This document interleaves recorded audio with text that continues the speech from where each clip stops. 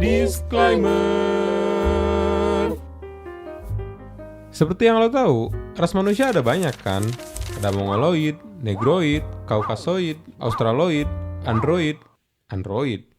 Ya pokoknya banyak lah. Padahal kita tuh lahir dari keturunan yang sama kan?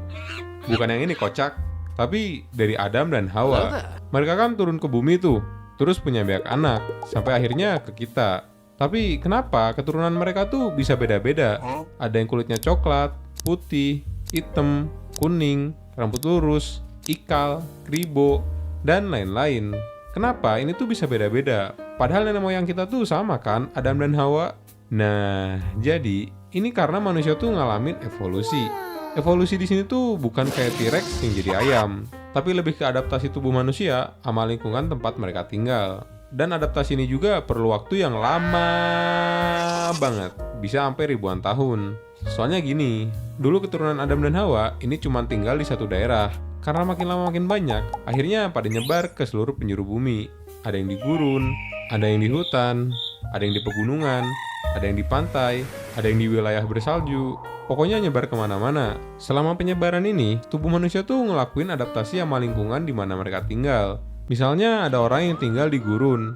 Karena panas gurun yang edan, tubuh akhirnya ngasilin banyak melanin buat ngelakuin perlindungan diri dari sinar matahari yang berlebihan dengan cara menghitamkan diri. Jadi keinget video ini, hehe. Sedangkan orang yang tinggal di daerah bersalju, kulit mereka cenderung lebih cerah. Soalnya di sana tuh matahari jarang nongol. Sekalinya nongol, pinjam 100. Karena sinar mataharinya minim, terutama sinar UVB, yang penting buat produksi vitamin D. Tubuh mereka adaptasi dengan ngurangin kadar melanin, biar bisa nyerap sinar matahari yang sedikit semaksimal mungkin. Makanya di tiap wilayah, manusia tuh beda-beda kan ciri fisiknya. Ini tuh ngikutin kondisi alam tempat mereka tinggal.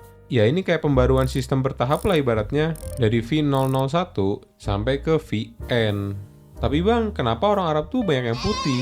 Bukannya di sana panas kan? Kok nggak pada hitam? Ya soalnya di Arab tuh nggak cuma ada satu ras doang, tapi terdiri dari banyak campuran ras. Karena dari dulu banget, kawasan Arab tuh jadi salah satu jalur utama bisnis dan perdagangan internasional. Banyak orang dari mancanegara pada ke situ buat berbisnis dan berdagang.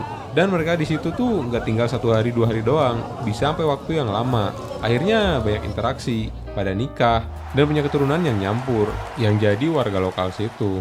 Sekarang gimana jadinya? Kalau yang tinggal di gurun pindah ke wilayah bersalju, yang tinggal di wilayah bersalju pindah ke gurun, apa mereka bakal adaptasi lagi? Jawaban simpelnya sih iya bakal, tapi ya lama banget. Bahkan kalau Indonesia emas tercapai pun, ini tuh nggak akan cukup waktunya buat adaptasi.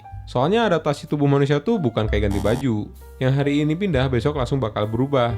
Perlu generasi demi generasi buat ngikutin kondisi lingkungan barunya.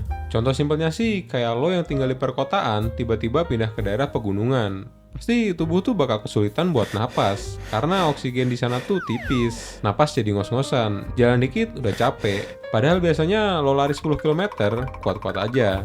Tapi lama-lama tubuh lo bakal mulai beradaptasi. Produksi sel darah merah bakal meningkat biar bisa nyerap oksigen lebih efisien. Nah, proses yang sama juga bakal kejadian di skala yang besar. Kalau manusia pindah dari lingkungan ekstrim kayak gurun atau wilayah bersalju. Keren kan tubuh manusia? Tapi lo tau gak sih apa yang lebih keren? Yoi, kalian yang udah nontonin video ini. Anjay. Dan begitulah kenapa manusia tuh bisa punya banyak ras. BTW, pengelompokan ras ini sebenarnya dibentuk buat klasifikasi ilmiah doang. Tapi ujung-ujungnya malah sering dipakai buat pembenaran, rasisme, dan diskriminasi. Makanya rasis tuh ada kata rasnya kan. Nah karena itu, gak sih, gue ngarang aja nih mah. Jadi gitu sih, kenapa manusia tuh punya banyak ras. Walaupun beda-beda, tapi manusia ya tetap manusia. Kecuali ya para koruptor. Moga mudah dipahami, tolong koreksi aja kalau ada yang salah. Kita bisa diskusi di kolom komentar. Dan saatnya mini Q&A. Bang, kenapa nggak bikin tim biar lebih efisien? Sebenarnya gue pengen buat tim, tapi lagi-lagi masalahnya karena uang. Gue udah coba buat cari beberapa editor, dan rata-rata mereka pengennya dibayar 100-150 ribu per short video. Sedangkan penghasilan rata-rata short video gue gak segitu. Jadi lebih baik dananya gue pakai buat bebenah channel dulu. BTW gue lagi sewa desainer buat bikin Maksudnya sewa jasa desainer buat bikin karakter untuk ngegantiin Wojek sama manusia tanpa leher itu. Ditunggu ya, hehe. Referensi sound effect dan bahan meme lainnya dapat dari mana bang?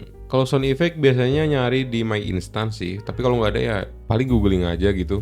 Kalau meme-nya biasanya dipikirin, terus pakai cocokologi, cari hal yang nyeleneh yang lagi kejadian, atau pernah kejadian. Pernah lihat hantu nggak bang? Kalau lihat sih nggak pernah ya. Pengen sebenarnya ngelihat, tapi ya nggak pernah nongol, tak kenapa. Makanya gue nggak percaya hantu. By the way, hantu tuh bukan jin atau setan ya, beda lagi. Ntar bakal gue bahas lah. Dan ya segitu dulu video kali ini. Makasih yang udah nonton dan makasih juga yang udah donasi. Tenang aja, donasi kalian gak cuma nyampe ke gue bakal bagiin juga ke orang lain. Hehe. Dan sampai jumpa di video selanjutnya. Bye bye.